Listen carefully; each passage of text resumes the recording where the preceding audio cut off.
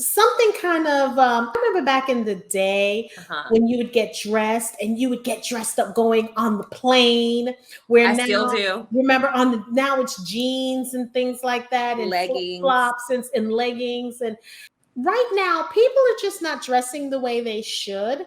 And again, we all have our own opinion. So my question to you is, let's address the Monique's comment about the hair bonnet. Monique was Monique was 1000% correct. 1000%. A couple of things here. I thought Monique's delivery was so kind and so gracious. It literally came across in a loving way. It was almost as if you're having a conversation with a loved one An auntie. privately, but she had it on social media. But it was for us, it was for Black women, and she was right.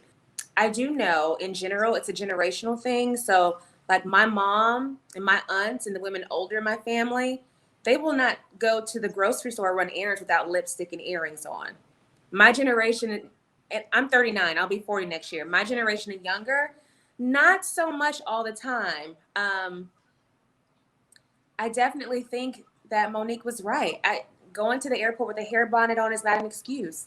And that to me, that I think people just got so defensive without realizing she wasn't saying you have to be made up like red carpet. Like I'm going out of town this weekend. I'll be in and out of town the next couple of weeks. When I travel, I normally like to leave on that first like 5 a.m., 6 a.m. flight. Do you think I have on a full face of makeup and heels? Absolutely not.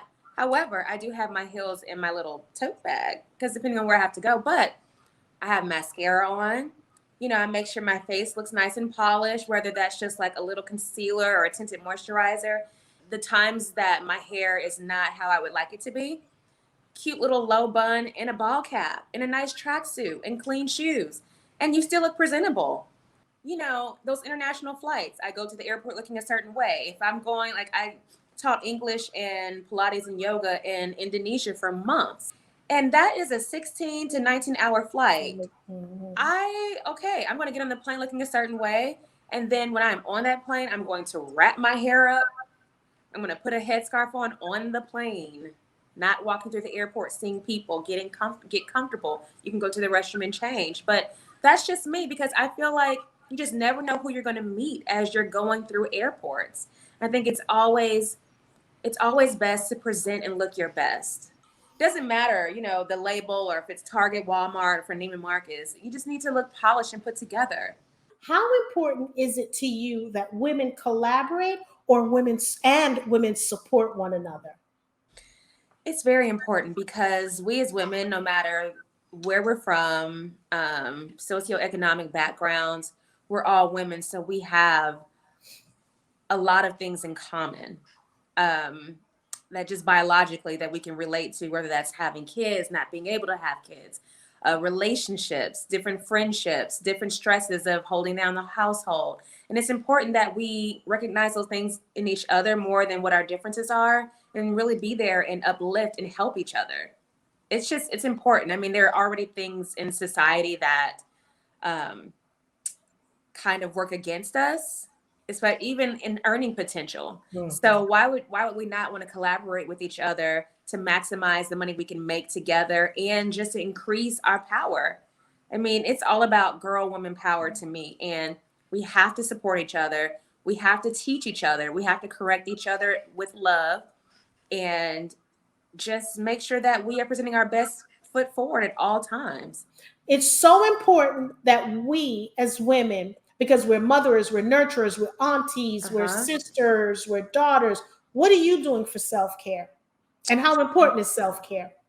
Self-care for me is taking myself out to afternoon tea service on a weekly basis.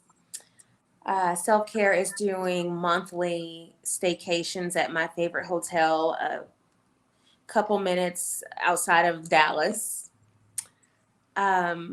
Self-care is doing yoga, even though it's really hard for me to take myself through a yoga and Pilates practice, even though I know everything about it.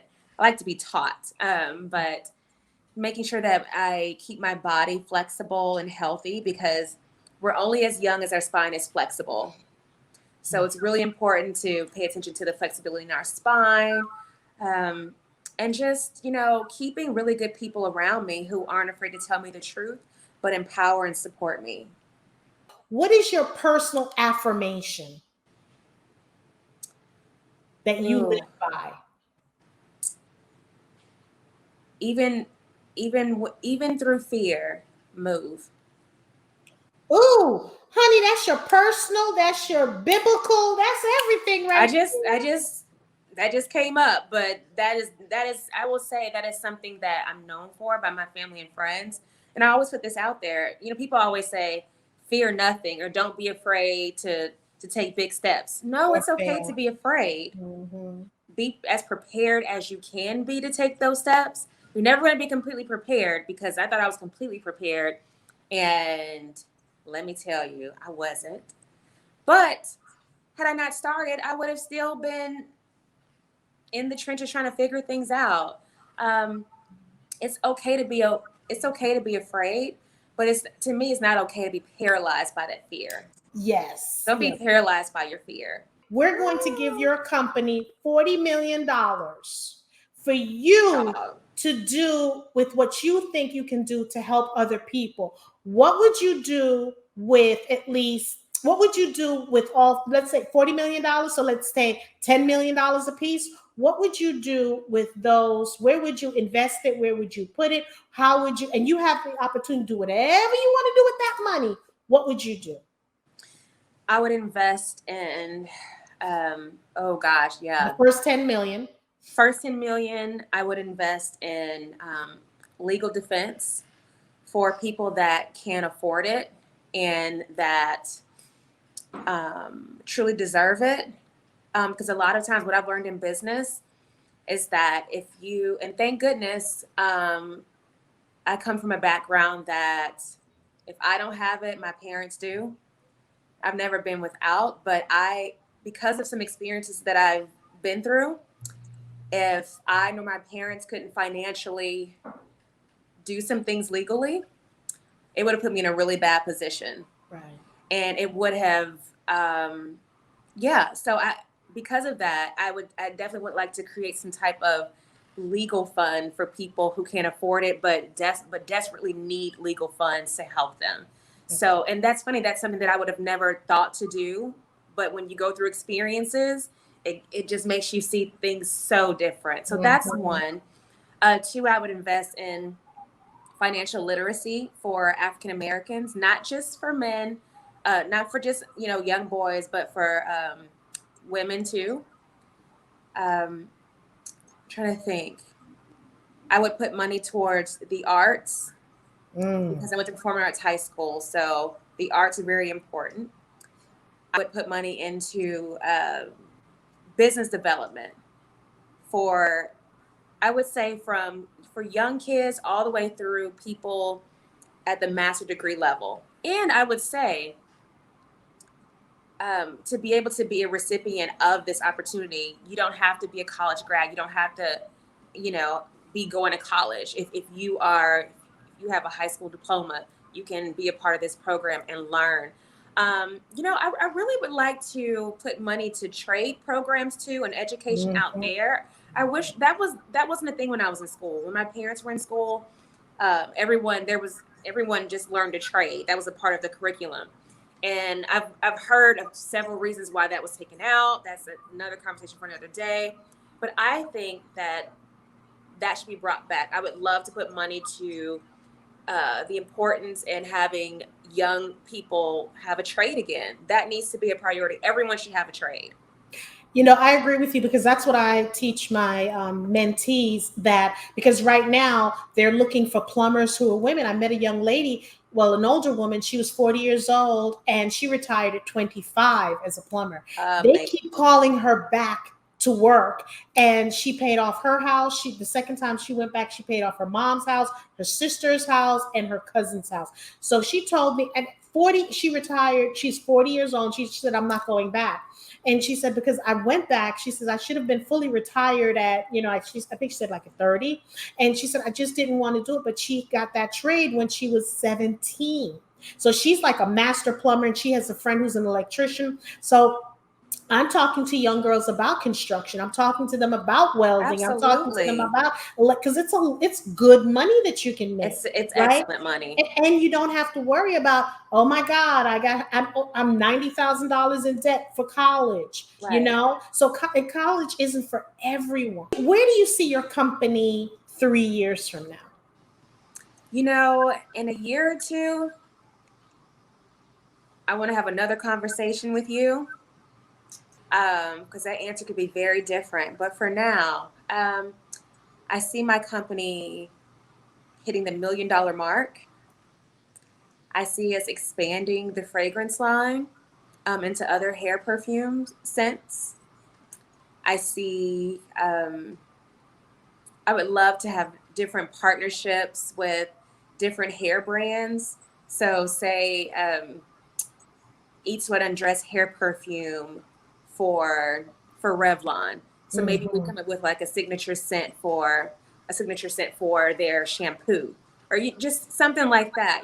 Just have all these ideas that I think would be so great, and I know I can execute them with the right brand. I would love to work with one of the larger established brands in some kind of way that makes sense for me, that I can still retain control of my baby. Right.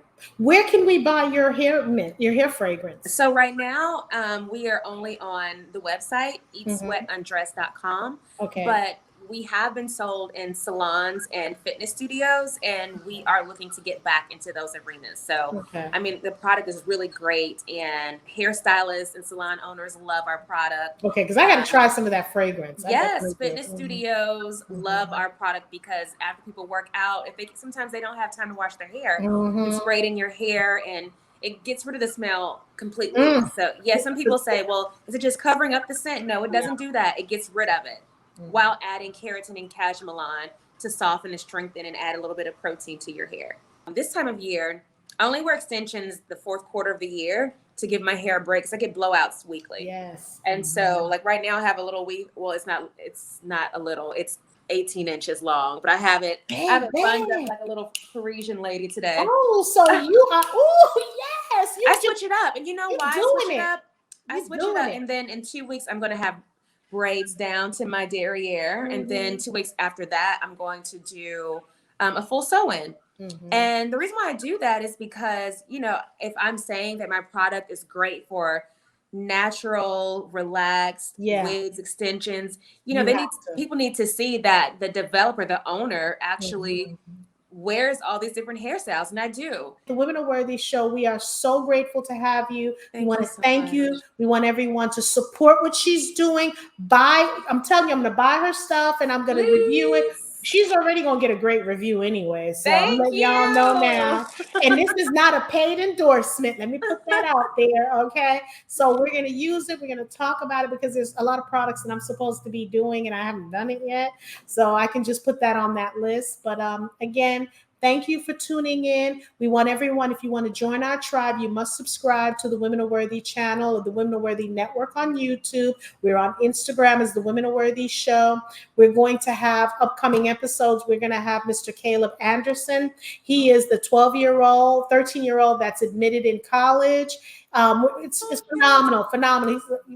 He's going to be an engineer. This dude is, Oh my whew, gosh. Lord have mercy. Okay. Amazing. I'm So, impressed already. amazing. So again, Wow. we want to tune in, make sure you're safe, wear your mask, sanitize.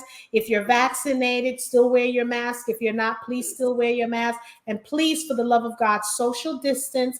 And don't let the pandemic stop your life. Because it almost happened to me where I didn't want to do anything. I was nervous, didn't want to get on a plane. I didn't want to do anything. And depression was seeping in. Stop. Breathe, meditate, Yes. live your life. Just do what they're telling you to do and still live your life. So without further ado, I want to thank y'all. I love y'all. And if no one has Thank you, told you this, everybody. I'm telling you I love you. Okay. Love you And guys. Thank you for tuning in. bye. Bye.